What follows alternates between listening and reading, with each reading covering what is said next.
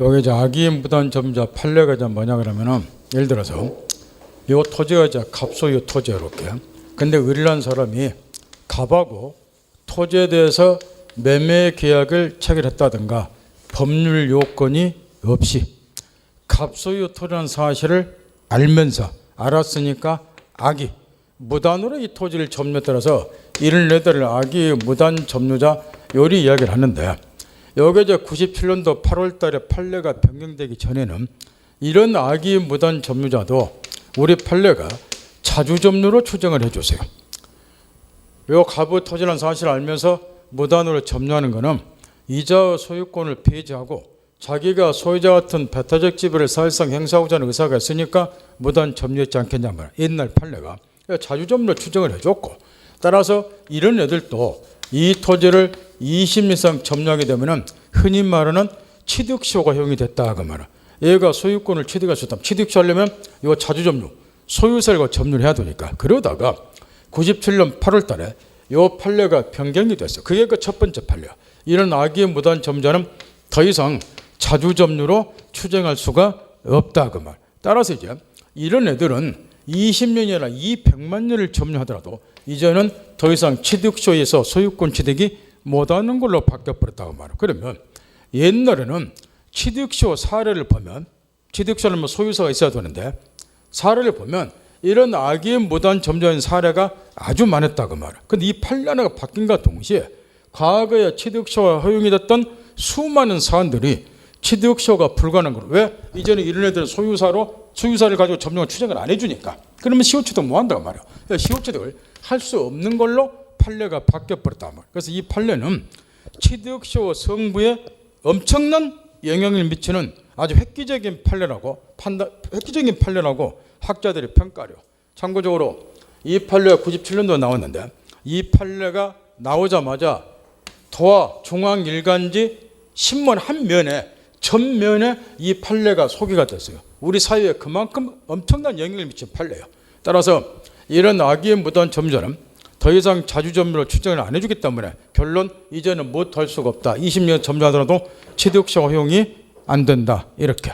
근데 이 판례가 나오면서 이 판례하고 비슷한 취지의 판례가 쏟아져 나왔는데 그 중에 하나가 뭐냐면 일단 앞으로 돌아가서 아까 박스를 잠깐 보자고 말이요. 박스에서 자주타점에서 192페이지에서 타주점유로 해당이 되는 그 박스 9번 박스 있죠.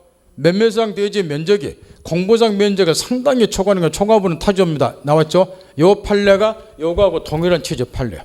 상당히 초과했기 때문에 그 초과 부분에서 악의점유 아까 이야기했잖아요. 왜 악의점유로 보는 거예요? 타인에게 소유권을 전제한다고 보는 거예요 이게. 그래서 이 판례도 이거하고 동일한 취지의 판례고 그 다음에 다시 원래대로 돌아와서 거기 194페이지 보면 판례가 하나 우측까지 나와 있죠.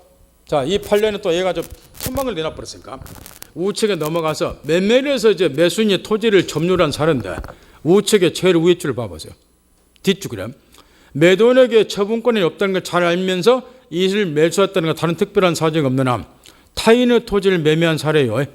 소유자가 A인데 갑이라는 놈 A 소유 토지를 을에게 매매했다. 그래서 매수인 인도받아 점유했다. 이런 사례인데 매도인에게 소유권 처분권이 없죠.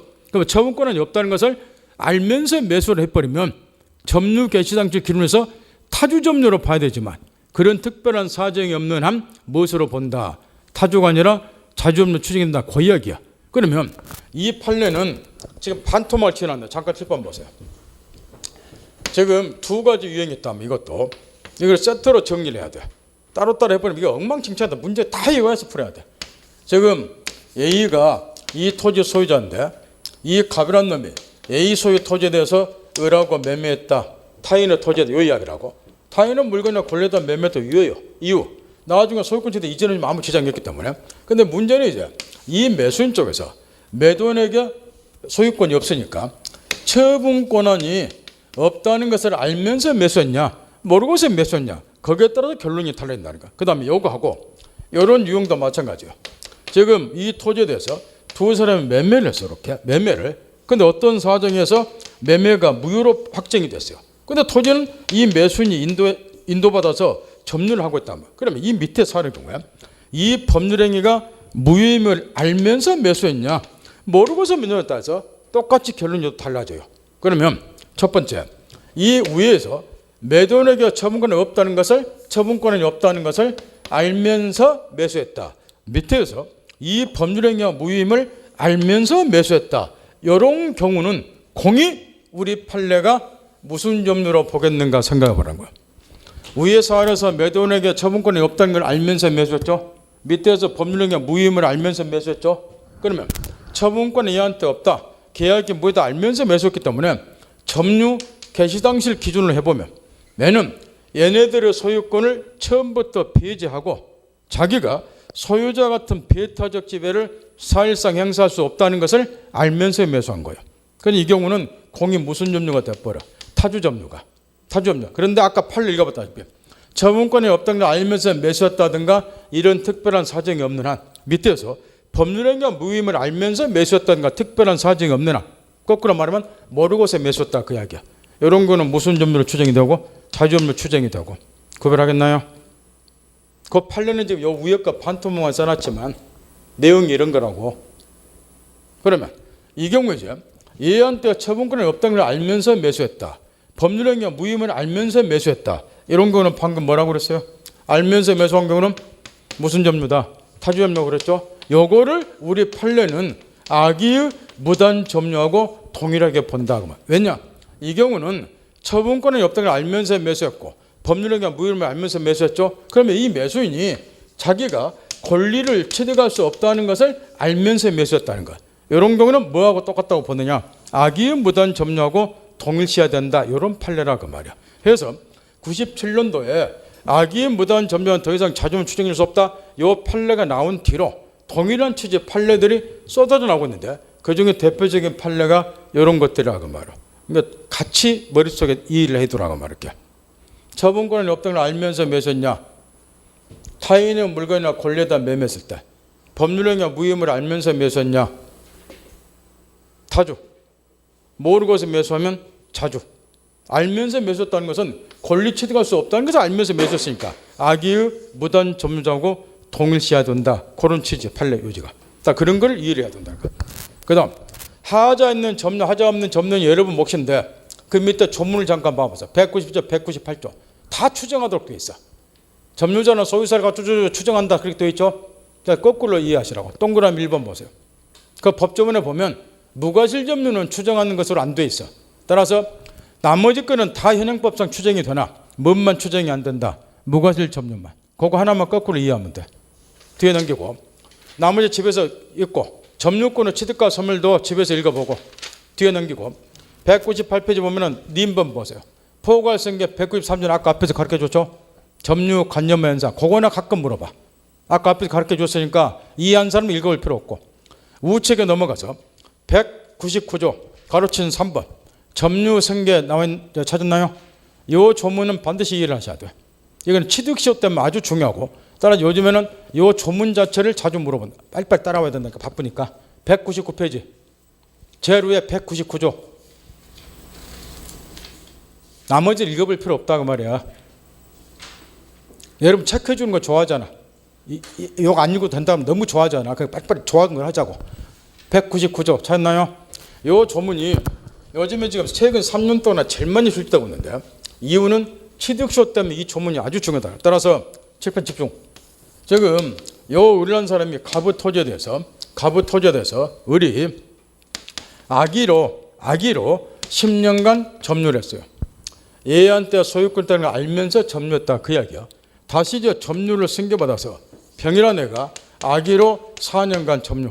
다시 이제 점유를 승계받아서 정이란 놈이 현재 선의로 10년간 점유했다고 가정해보자 말아. 그러면 현재 점유자 정은 자기의 점유만을 분리해서 추정할 수 있지만 전 점유자 점유를 아울러 추정할 수 있다. 승계받았다. 그걸 점유의 승계라 그래. 그러면 전 점유자 점유를 아울러 주장 승계받는 경우는 199조 2항 하자도 승계가 돼요. 그러면 이렇게 된다는 거예요. 이 정의란에는 자기의 점유만을 1. 분리해서 주장 나는 선의로 10년간 점유했다. 이렇게 주장하는 방법이 있고 2. 전 점유자 점유를 아울러 주장 직전의 점유자 병의 점유 4년 승계받았다. 그러면 14년. 그 대신 얘 점유는 악의 점유죠. 그럼 이 하자가 승계가 돼. 자기는 선의여도 악의로 14년간 점유했다. 3. 전점유와 점유를 모두 생겨봤다면 아기 10년, 아기 4년, 내 것 10년, 토탈 24년 이런 식으로. 그 대신 이 점유도 아기로 24년 이렇게 된단 말이야. 그럼 왜 이런 게 필요하냐? 얘가 지금 CO 취득을 하려면은 20년을 점유해야 돼. 그러니까 자기 점유와 분리주장하면 10년밖에 안 되잖아. CO 취득 뭐 한다고? 그 누구 거를 주장하면 얘네들 거를 아울러 주장을 하게 되면 20년 넘잖아. 그러면 CO 취득이 가능하다고 말이야. 이것 때문에 199조가 중요하니까 그 조문 정리 딱 하고 밑에 동그라미 3번에 보면 허접한 예가 하나 들어있어요. 얘도 참 허접하게 드러났는데 밑에 3번에 보면 예 있잖아. 그 딱 두 놈만 드러났잖아. 들어도 좀 이렇게 드러나야 돼. 그래야지 여러분이 취득시효 때문에 이게 중요하구나 그걸 이해를 한다고. 20년 넘도록 이렇게 예의를 드러나야지. 제 말 알아들어요? 근데 거기 얘는 뭐라고 됐어요? 갑이 아기로 10년, 을이 점점 5년 이렇게 해놨잖아. 그럼 뭔 의미가 없어 이런 거는. 안 그래요? 15년밖에 안 되잖아. 을이 점점 아울러 주장해도. 그럼 시오치도 뭐 하잖아. 예를 들어도 왜 이렇게 들어놓냐고. 이렇게 들어야지 좀 알아듣지. 뭐 하나 해도 좀 생각하면서 하면 참 좋을 것 같은데. 응? 하여튼 뭐 여러분 공부한 사람은 생각 없이 공부하니까 쓴 놈도 생각 없이 쓰는 게 맞기는 맞는데. 응? 그 다음에 점유권의 소멸은 읽어볼 필요 없고 뒤에 넘기세요. 그 다음에 점유권 효력에서 200조는 아까 첫 번째 시간에 가르쳐드렸죠. 시험에 쏟아 나와. 200조고 조문 외우기도 편하잖아. 점유자가 점유를 행사하는 권리는 적법의 개법을 주장한다. 이거는 점유의 추정력이 생긴다. 그 조문이에요. 따라서 부동산은 적용이 안 돼. 그래서 그 밑에 판례 아까 가르쳐드린 거 있잖아. 200조는 부동산 물권에서 적용되지 아니하고. 왜? 부동산은 공식범위 뭐니까? 등기 추정력이 생기니까. 점검 딱 하고. 점유자 회복자 관계 다 7번째 조. 자주점유, 타주점유와 더불어서 최근 시험에서 집중적으로 출제되는 부분이 여기 점유자, 회복자 관계요. 자주, 타주와 더불어서 집중적으로 출제된 것이. 따라서 이것도 이해를 하면 아주 쉽고 이해 못하면 이제 개발 세발이 도는데 먼저 지금 이런 이야기라고 말이요. 지금 이렇게 한번 생각을 해보자 말이요. 갑이 건물 소유자. 갑이 건물 소유자인데 이 건물을 갑이라는 사람이 얘에게 내 건물 내가 부자 중에 관리 좀 해주라. 관리를 맡겼는데 빌어먹을 놈이 을에게 자기 건물이라 속이고 매각을 했어. 이렇게 매각을. 그런 다음에 이제 건물을 인도해 줘서 얘가 점유를 했단 말이야. 뭐 등기까지 이전해 줬다 해도 상관이 없어. 그래도 소유권 취득은 못하죠. 등기 넣는 건 소유권 취득 못하잖아. 얘는 소유자가 아니기 때문에. 그러면 이제 이런 경우는 나중에 이제 갑이라는 사람이 내 건물 관리인이 직거라고 속여서 얘한테 팔았다. 알았다 그 말이야. 그럼 여전히 얘가 소유자이기 때문에 얘는 소유권, 본권에 기인한 물권적 반환 청구 행사에서 반환 청구를 하겠죠. 그럼 우측에 현재 건물을 점유하는 점유자는 이자의 반환 청구에 응해야 될, 바꿔 말하면 반환 의무가 있다 그 말이야. 그래서 이제 이 경우는 왼쪽 갑이 소유권에 기인한 물권 청구 행사에서 반환 청구를 하게 되면은 우측에 그럼 이 목적물을 반환해 줄 의무가 있는데 그래서 이제 이자를 점유자. 그 다음에 얘는 이제 건물을 돌려받는다 그래서 점유를 회복한다. 반환받으니까 점유를 회복한다 그래서 돌려받는 자를 회복자 그래 이렇게. 그러면 이 점유자와 회복자 사이에서 지금 이게 전제가 되어 있어요. 얘가 본권에 기인한 물권 청구 행사하면 얘는 반환해 줄 의무가 있다. 돌려준다는 게 지금 전제가 되어 있는 거예요. 그래서 회복자라 그러니까. 근데 이 경우에 왼쪽 갑 쪽에서 소유권, 본권에 기인한 물권적 정권 행사에서 건물을 돌려받는다 그래서 두 사람 사이의 법률관계가 깨끗이 종료되는 건 아니다 그 말이야. 예를 들어서 이 와중에 이런 여러 가지 부차적인 문제가 파생될 수 있다는 거. 먼저 첫 번째로 이 을이라는 사람이 건물을 점유하고 있다가 건물을 제3자 병에게 임대 줬다고 가정을 해보자 그 말이야. 임대 줬으면 차임을 받을 거라. 이런 걸 우리는 법정 과실을 취득해 다시 하게요. 내가 물권법 들으면서 신신당부를 했어. 그 프린트를 좀 읽으려 하고. 그거 안 읽으면 앞으로 못 따라와. 거기가 물건의 분류, 원물, 과실 다 나와 있죠. 그 사용이익이 뭐예요? 오늘 사용이익도 써먹어야 되는데. 사용이익은 알긴 알죠. 말 표현이 잘 안 돼서 그러죠. 사용대가를 지불해야 될 법률관계가 없는 경우에 남은 물건 무단으로 점유했다는 거 이럴 때 쓰는 거예요. 그때는 지료라든가 차임이라는 용어를 못 쓰니까 그런 걸 알아야 된다고 오늘 공부할 때도. 그럼 이게 이제 차임의 법정과실이라고. 그러면 얘가 이제 과실을 취득했는데 이제 보세요. 자, 이건 전제가 돼 있어. 이 건물이 원물이라고. 건물은 반응과 전제가 됐는데 얘는 지금 내 건물이 아니라 나무 건물 가지고 과실 취득했잖아요. 그럼 원론칙적으로 하면은 이 과실은 내 거가 아니라고. 이 원물을 반할 때 차임도 같이 돌려줘야 되는 거예요. 원래대로 하면은 이게 원칙이라고. 그런데 얘가 선인 경우를 한번 생각해 보자. 여기서 선이 점유다 그 말은 자기에게 본권, 여기서 소유권을 말하겠죠. 소유권, 본권이 없음에도 불구하고 소유권, 본권이 있다라고 오신에서 점유하는 자가 선의 점유자라고 말이야. 그러면 자기에게 소유권, 본권이 있다라고 오신에서 점유하는 자는 이런 생각을 하지 않겠냐 그 말이야. 이 건물이 내 거라고 생각을 해요. 그러니 빌려준 것도 내 건물 빚다고 생각을 해요. 그러니 차임 받으면 내 건물 빌려주고 취득한 거니까 차임, 과실도 내 거라고 생각을 해요. 내 거라고 생각하니까 취득한 과실을 소비 낭비를 해버려. 근데 실제로는 내 거 아니잖아요. 건물이 내 게 아니기 때문에. 그러면 원래대로면 취득한 차임도 같이 반환했는데 얘는 내 거라고 생각해서 이미 소비를 해버렸는데 요것까지 같이 반환토록 하면 선의 점유장에는 너무 가혹하다 그 말이에요. 그래서 선의 점유장에는 과실 취득권을 인정을 해주고 바꿔 말하면 이 차임은 네가 그냥 가져라 그 말이야. 대신 원물, 건물만 반환하라 요 얘기야. 그래서 이제 이 두 사람 사이에서 첫 번째 문제 과실 취득 문제 같은 게 발생이 되는데 이에 관해서 우리 민법은 이렇게 처리하고 있단 말이야. 점유자가 선이냐 악이냐를 구별해서 선의 점유장에는 과실 취득권 인정된다 그 말은 차임은 그냥 당신이 써버렸으면 그대로 갖고 안 돌려줘도 된다 그 말이야. 원물, 건물만 반해줘라 그 말이야. 악의 점유장에는 그 반대로 사고하면 돼요. 과실 취득권 인정해 줄 수 없다. 이런 문제가 생길 수가 있고 두 번째로는 이런 문제도 발생이 돼요. 이 점유자들이 이 건물을 점유하고 있다가 자기의 부주의로 이 건물을 멸실, 훼손시켜버린 경우도 있다 그 말이에요. 그럼 보세요. 얘는 자기 건물이 아니라 나무 건물을 멸실훼손시킨 거예요. 그러면 불법행위가 성립이 돼. 그러니까 불법행위로는 손해배상 책임을 져둔다. 그러면 나무 건물을 자기의 기적선을 멸실훼손시켰으니까. 근데 불법행위로는 손해배상 책임은 원칙이 발생된 전손해를 배상하는 거렇게. 그런데 이 경우도 점유자가 선인 경우가 좀 문제가 있다면 선의 점유자는 자기에게 소유권이 있다라고 오신해서 점유하는 자예요. 특히 등기까지 이전받아 버리면 자기가 소유자라고 100% 착각하죠. 그래서 소유권이 있다라고 오신해서 점유하는 자는 이게 내 건물이기 때문에 조금 관리를 소홀하게 해요. 그래 멸실훼손이 됐는데 알고 봤더니 내 게 아니라 얘 거더라 그 말. 그러니 당신도 나무 건물을 당신 부주의로 멸실시켰으니까 원칙 그대로 발생된 전손해 배상을 하게 되면은 내 거라고 오신해서 관리를 조금 소홀히 한 얘한테 너무 가혹하기 때문에 이것도 선의 점자를 좀 보여주자고 해서 점유물의 멸실, 훼손에 대한 책임과 관련해서도 점유자가 선이냐 악이냐를 구별해서 선의 점자는 책임을 좀 강경시켜준대요. 우리가 2주 전에 무효 취소할 때 이익이 현존한다는 말을 배웠죠. 여기서 또 나오게 선의 점자는 이익이 현존한 한도 내에서 배상 책임을 지고 악의 점자는 원칙 그대로 발생된 전손해를 배상해서 선의 점자를 보호하기 위한 규정을 두고 있고 그 다음에 세 번째 문제 이런 문제도 생길 수가 있어요.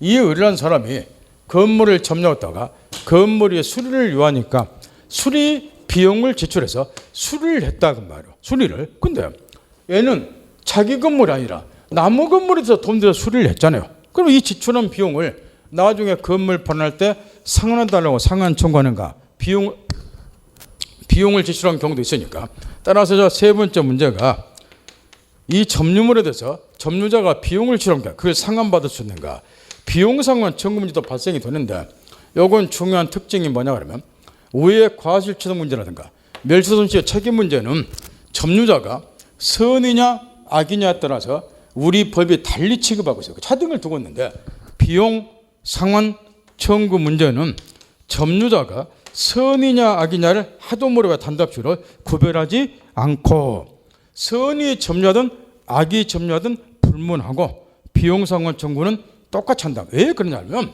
여기에 비용을 치렀는데 상환 청구를 못하게 되면은 요 왼쪽 갑이 부당하게 이득 취하는 거예요. 왜? 돈을 얘가 지출했잖아요. 그 이득을 얘가 취하는 셈이잖아. 부당이득이 되는 거라고. 부당이득은 돌려줘야죠. 이렇게 해서 이제 선의하게 불문하고 비용 상환 청구를 하는데 다만 우리 민법이 이거는 구별해요. 그 비용이 필요비냐 앞으로 이제 지겹도록 민법 끝날 때까지 교재에서 필요비 유익비란 말이 계속 나오는데 오늘 가르쳐준 이 내용이 앞으로 민법 끝날 때까지 계속 써먹여야 된다는 거. 필요비냐 유익비냐에 따라서 상한 범위를 달리 정하고 했다.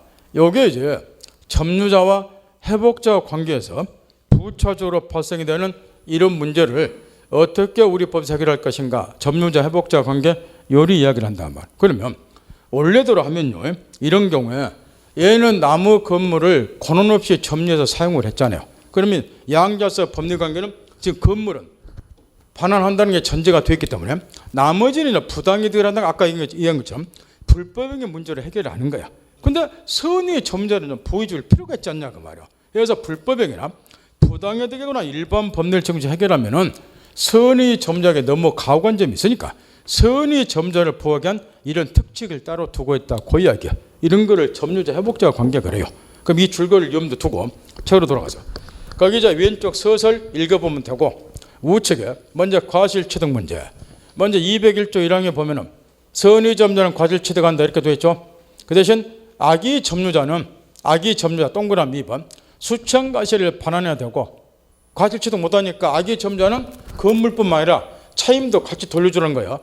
수천과실을 반환해야 되고 소비하였거나 과실로 훼손 또는 수차지 못한 경우는 과실의 대가를 보상해야 된다. 201조 2항 요 조문이 요즘 최근 3년 동안 계속 반복 출제가 돼.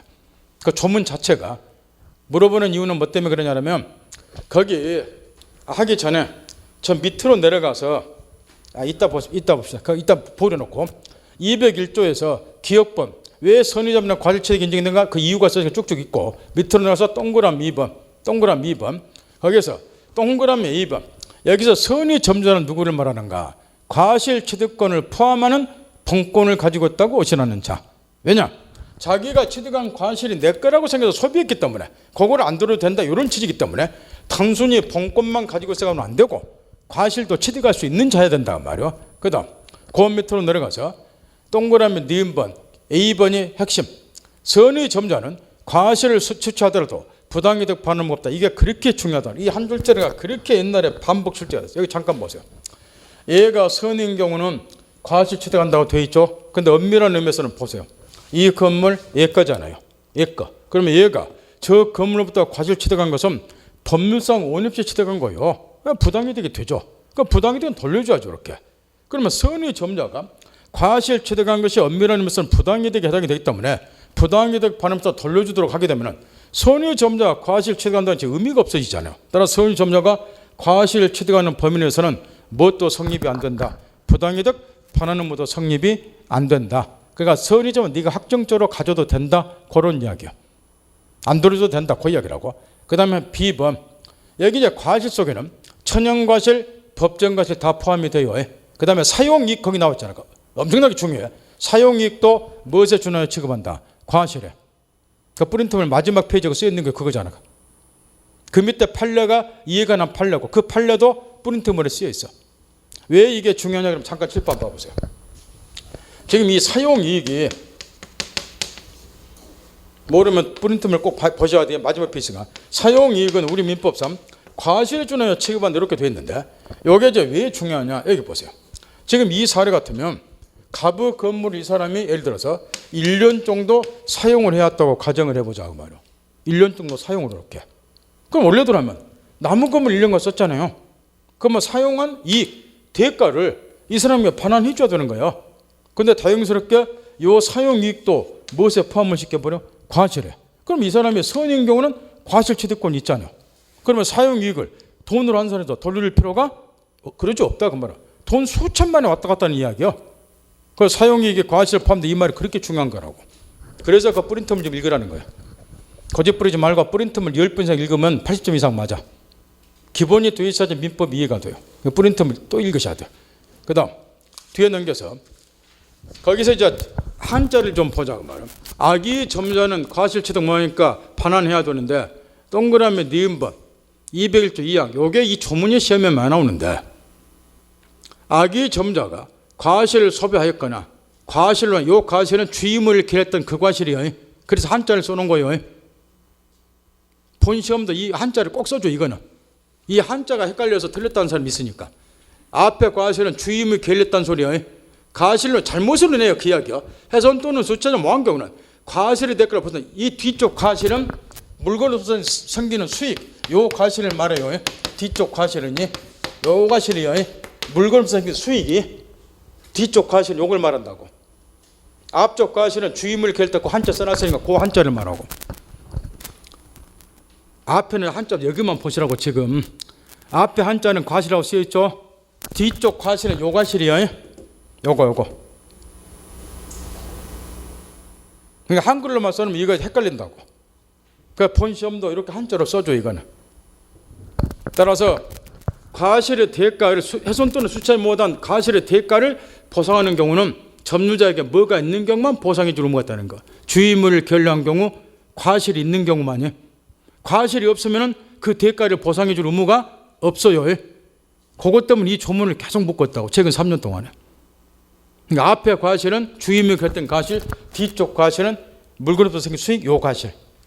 그 다음 그 밑으로 내려가서 악의학장 써진 데를 봐보세요. 먼저 로마서 1번을 봐보세요. 법조문에 201조 3항에 이렇게 되어 있어. 폭력 또는 은비에 의한 점유자도 악의 점유자랑 마찬가지로 과실 취득권이 없다고. 그 집에 가서 아까 이런 게 읽어보라는 거. 폭력 점유는 글자 그대로 폭력을 사용하고 점유하는 거예요. 은비 점유는 남몰래 하는 점유를 말해.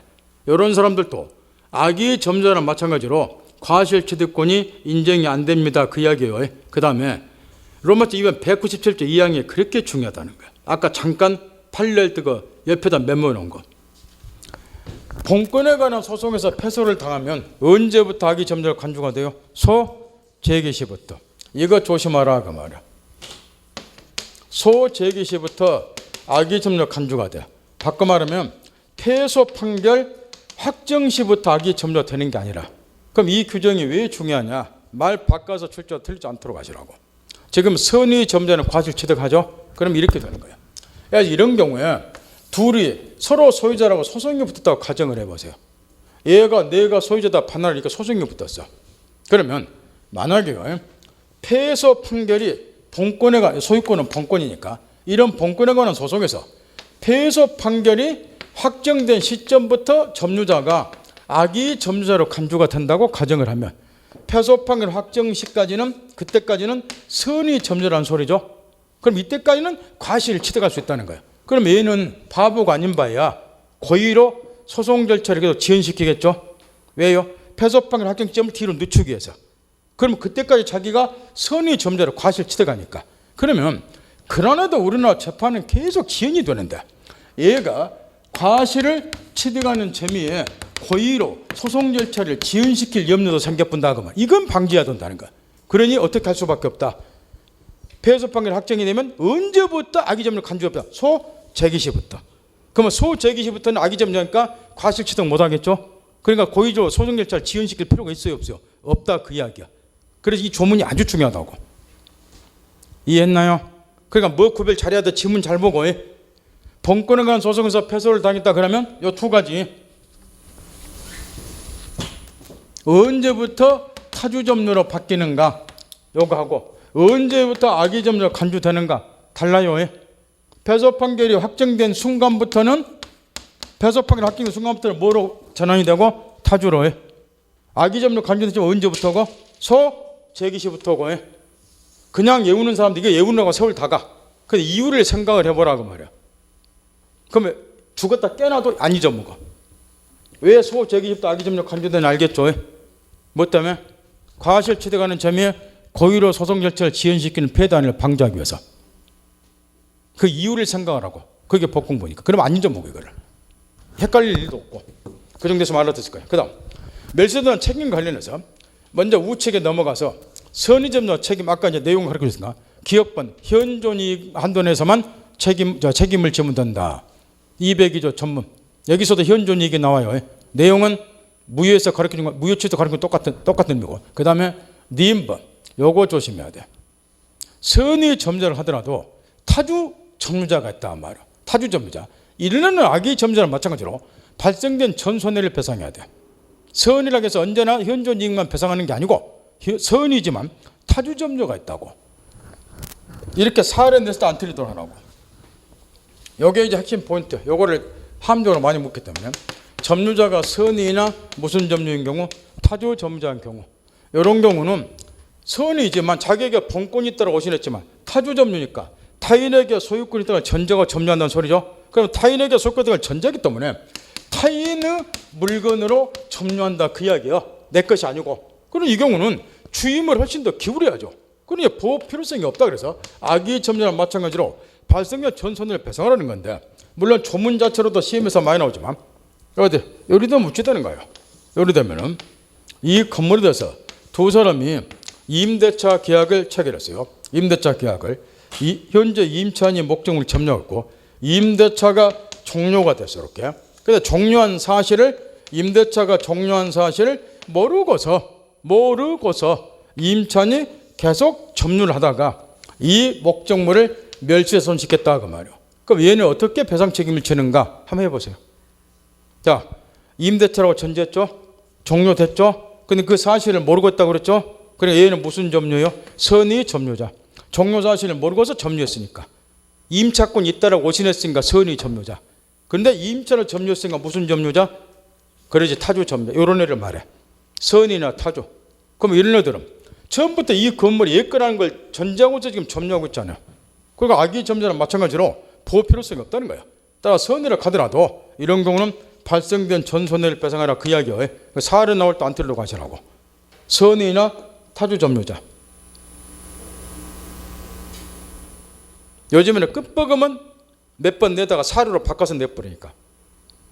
그 다음 비용과 악의 점유자 발생 전하고 비용상한 지원과 관련해서 먼저 거기 이제 앞 페이지부터 뒤 페이지까지 10줄 가까이 판례 하나 나와 있죠.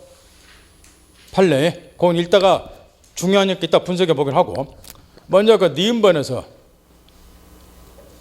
니은 동그라미 마지막 구절, 비용상한 청구는 선의하게 구별할 필요 없이 비용상한 청구권이 인정이 된다. 점검 딱 하고, 그 다음 필요비는 지금 집중하고 있죠. 박스 밑에 니은번에서 마지막 구절 2줄 점검 딱 하고, 그 다음 필요비와 관련해서 앞으로 필요비 유익비란 말이 엄청나게 나오는데 똑같은 의미, 여기서 비용과가 똑같이 생각하면 된다는 거예요. 필요비는 목적물이 현상가치를 유지 보존하기 위해서 지출한 비용을 필요비 그래. 거기에 들어오는 걸 봐보세요. 보존비, 수리비 또는 사육비는 동물을 말해. 동물에 대해서 매매했는데 내가 나무 개를 뭐 했다? 사료를 주고 키웠다. 이런 게 무슨 비용이다? 필요비. 그러면 개 돌려줄 때 그 사육비 돌려받는다 그 이야기고, 그 다음에 동물이 중요한 게 아니고 여기서 사례를 봐보세요. 여기는 지금 얘가 등기까지 만약 이전받으면 갑이 지금 건물 소유자인데 얘가 등기까지 만약 이전받으면 등기까지 세무당국에서 얘를 소유자로 믿는다고 그랬죠. 그럼 세금을 누구한테 부여했을 거야 지금까지? 얘한테. 그래서 공조, 공가, 세금이 이런 것도 무슨 비용에 해당이 돼? 이런 게 중요해 시험에서. 공조, 공가, 못 알아들으면 세금, 이것도 무슨 비용이다? 필요비. 이런 것도 돌려받아요. 점유자가 이 세금을 대신 물었으면 이거 돌려받는다고 건물 반환할 때 그 동물 사육비 같은 거 바로 이런 거 써놔야지. 공조, 공가, 세금. 우리한테 필요한 게 이런 거예요. 그 개새끼는 바로 나와 여기서. 이 말은 의미는 알아듣겠어요? 사례 낼 때 잘 풀으시라고. 이렇게 사례를 준다고. 그런 다음에 요 을이 세금을 대신 얼마 물었다. 건물 반환할 때 세금 문제 어떻게 처리하냐. 이렇게 냈을 때 풀어야 된다고. 이것도 뭐에 해당이 된다? 필요비. 이거 상환 받아요. 이렇게. 공조, 공가도 필요비에 해당된다고 말이에요. 목적물 현상가치 유지 보존에 지출한 비용. 세금은 계속 내야 되니까. 그 다음 동그라미 니은번에 거기 보면은 점유자는 그가 지출한 필요비 전액을 청구할 수 있지만 주의할 게 하나가 있어요. 통상의 필요비에 대해서는 특칙이 하나가 있다고 말이야. 과실을 취득한 점유자, 선의 점유자를 말하겠죠. 이런 애들은 통상의 필요비에 대해서는 상환 청구를 못 한다는 거예요. 법이 아주 잘 만들었어요. 왜 그러냐 그러면 아까 보세요.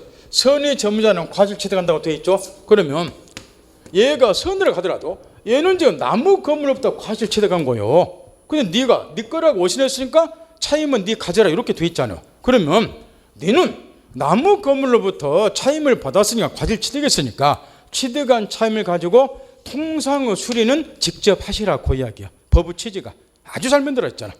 따라서 과실취득한 점유자는 똑같은 필요비지만 통상의 필요비에 대해서는 상환 청구 못해요. 시험에 제일 많이 물어본다고 그 부분에서. 왜 못한다고요?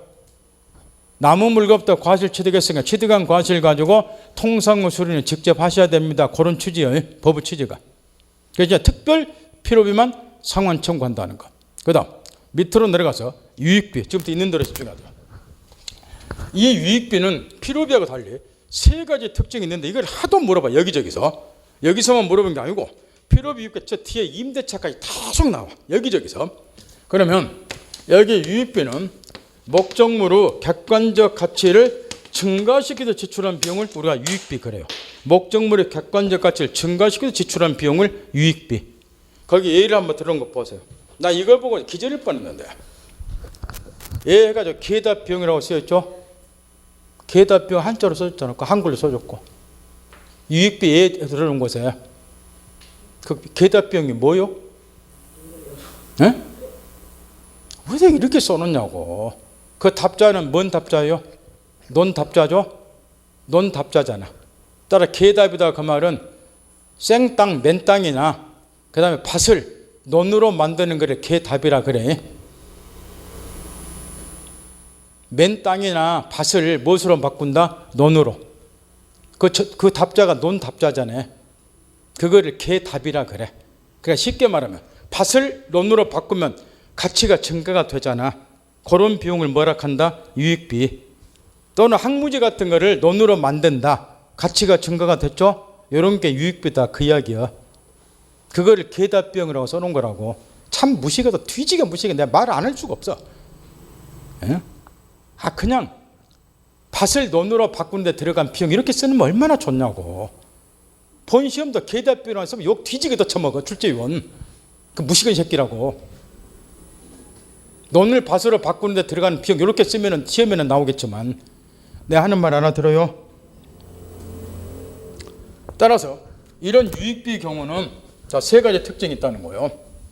첫째, 무조건화 유익비는 상환 청구하는 게 아니라 첫 번째 전제 요건. 목적물의 객관적 가치를 옛날 같으면 5월쯤 가서 혈압별로 갖고 수업하기 힘들었는데 요즘은 2월, 지금 2월인가요? 2월부터 혈압별로 갖고 올해 지금 한 해 버틸는가 모르겠어요. 여러분 얼굴을 많이 쳐다보니까 그러지. 얼마나 얼굴을 안 봐야 되는데. 예? 오늘 10월.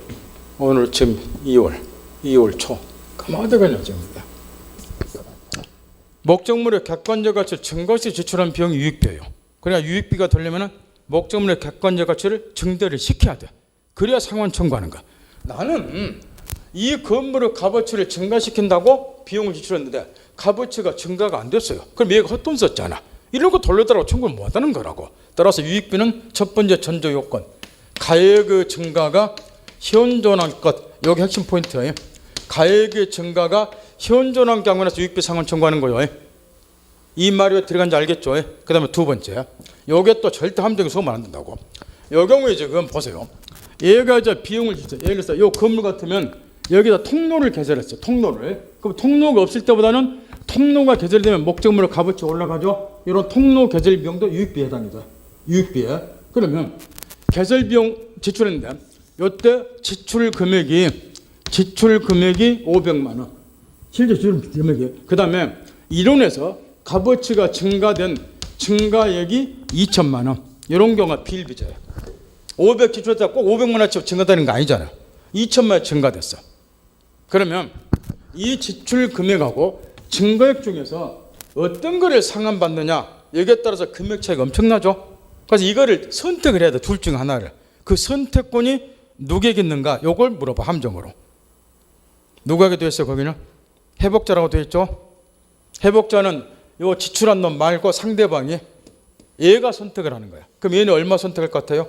그러지 당연히 적은 거. 얘가 선택하면 요거. 그래서 이게 아주 중요해. 근데 누가 선택한다고 되어 있어요? 항상 법이 정해졌어. 지출한 A가 선택하는 거 아니에요. 항상 상대방이 선택해. 여기서 누구? 회복자. 회복자. 그렇게 고르시면 돼. 시험 문제 풀 때. 누가 항상 선택한다고? 상대방 쪽에서. 상대방. 지출한 A 말고 상대방 쪽을 선택한다고. 우리 법에서는. 여기서는 지출한 애가 그리고 회복자가 상대방이잖아요. 그러니까 회복자의 선택이 저렇게 돼 있다고. 이거 바꿔치기 해버려. 예로. 제 말 알아듣겠죠? 왜 이게 중요한지는 알겠죠? 그러니까 문제 고를 때 항상 누구를 고르시면 돼. 상대방 고르시면 돼. 선택권 할 때. 그 다음에 또 한 가지. 요 경우에 이제 필요비하고 달리 유익비의 경우는 이런 또 특징이 하나 있어요. 얘가 이제 비용을 돌려줘야 되는데 얘가 지금 당장 돌려줄 돈이 없다 그 말이야.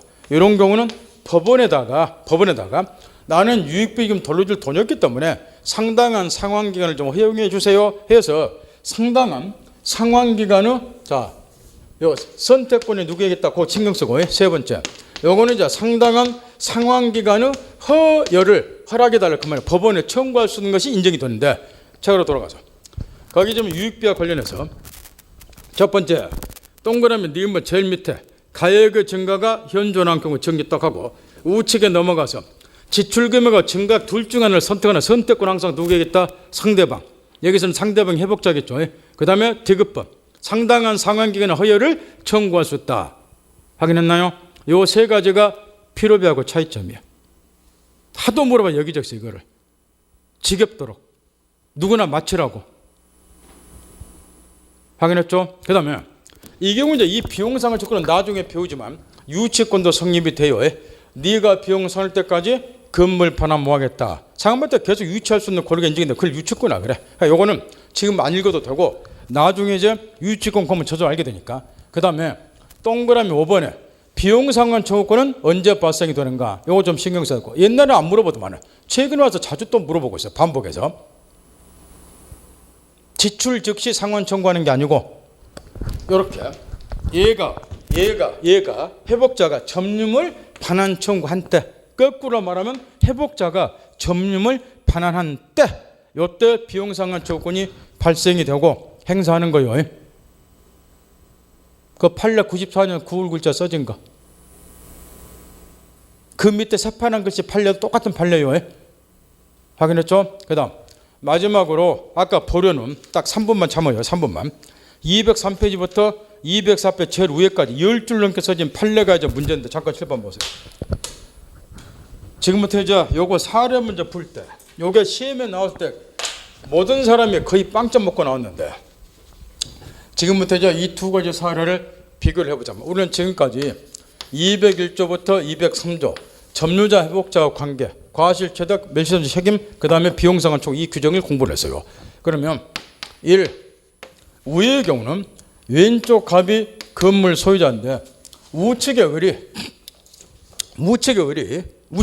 무단으로 이 건물을 점유할 수 있는 계약관계 없이 무단으로 갑의 건물을 우측 을이 점유를 하고 있다. 이렇게 이 상태에서 얘가 이 건물에 필요비든 유익비든 비용을 지출했어요. 위의 사례는. 그 다음에 2번 이 경우는 두 사람이 임대차 계약을 체결했어요. 임대차 계약은 계약관계에 있어. 바꿔 말하면 이 건물을 적법하게 점유할 수 있는 계약관계가 있다고 말해요. 그래서 우측의 을이 임차인으로서 이 건물을 점유를 하고 있어요. 2번 사례는. 그럼 보세요. 점유자.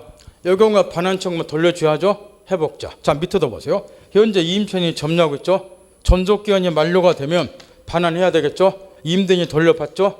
그러니까 위의 사례나 똑같이 점유자 회복자처럼 보이죠. 그런데 문제가 하나 있다고 말해요.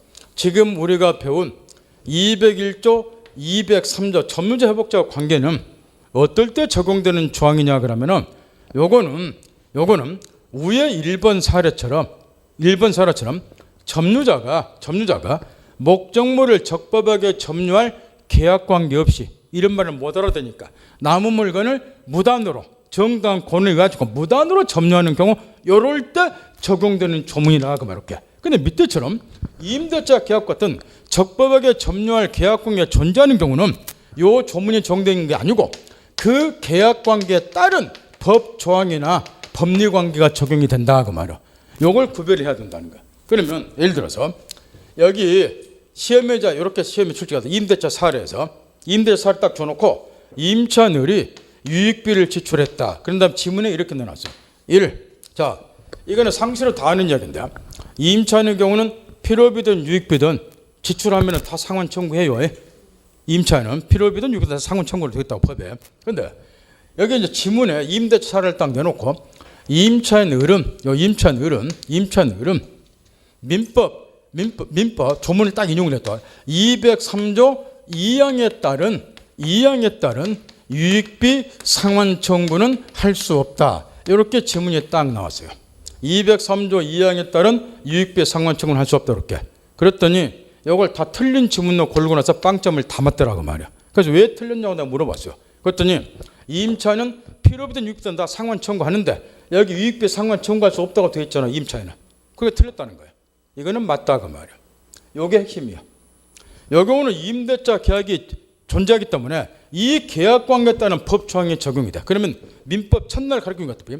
임차의 경우는 626조가 따로 있어. 필요비도 유익비도 상환 청구한다는 민법 규정이. 따라서 임대차 계약 관계에 따른 민법 626조에 따라서 비용 상환 청구를 하는 거라 밑에는. 그런데 위의 경우는 이런 계약 관계가 없잖아요. 이럴 때 이 조문이 적용이 돼. 따라서 위의 경우는 얘가 유익비를 지출하면 203조 2항에 따라서 유익비 상환 청구를 하는 거예요. 이걸 구별을 좀 하셔야 된다고. 이 말 하나 따라서 거기 판례에서 나머지는 이제 나중에 여러분이 또 배우기를 하고 거기 203페이지 제일 밑에를 봐보세요. 민법 203페이지 제일 밑에 민법 203조 2항이야. 점유자 회복자는 유익비 상환 청구권은 그 다음 줄 핵심이야. 점유자가 계약 관계 등 적법하게 점유할 권리를 가지지 않아 소유자의 소유물 반환 청구에 응할 의무가 있는 게 성립하는 것으로 바로 이 사례예요. 이럴 때 적용되는 거예요. 201조부터 203조는요. 이럴 때. 이 말 어떻겠나요? 방금 읽은 문제 요걸 말한다고. 그 다음에 밑으로 내려가서 위에서부터 204페이지에서 나머지는 나중에 여러분 읽어보고 네 번째 줄 반대로 점유자가 유익비를 지출 당시 계약관계적 적법한 점유 권한을 가진 경우 요거 밑에 사례예요. 임대차 계약으로 한 적법하게 점유할 권리가 있는 경우 이런 경우는 그 뭐에 따른 계약관계에 따른 그 다음 줄 있잖아요. 점유자는 그 계약관계가 상대방에 대해서 해당 법 조항이나 그 계약관계에 따른 법 조항이나 법률에 따른 비용상환 조건을 행사할 수 있을 뿐 이렇게. 여기는 임대차 계약관계에 따른 626조에 따라서 비용상환 청구한다. 그 이야기야. 우의 경우는 이때 203조가 적용되는 것이고 무단으로 점유하니까 이걸 좀 구별해야 된다 그 이야기야. 그러니까 이게 사례 냈더니 다 틀어 나온 거야 이게. 왜 출제원 이렇게 함정 낸지는 아시겠죠? 뒷꼴랑지만 본다고 유익비 상환 청구할 수 없다? 그러니까 틀렸다고 골라버려. 그게 아니고 203조 2항에 따른 유익비 상환 청구는 요 경우는 못하는 거라고. 요거는 임대차 계약이라는 적법하게 점유할 계약권이 존재하니까 이 계약관계에 따른 법정 626조가 적용되는 거예요. 이거는. 이 말 어떻겠나요? 요것만 좀 구별하셔야 돼. 나중에 또 실력이 더 쌓이면 더 많은 거 가르쳐 주라고. 오늘 여기까지. 오늘 고생 많이 했네.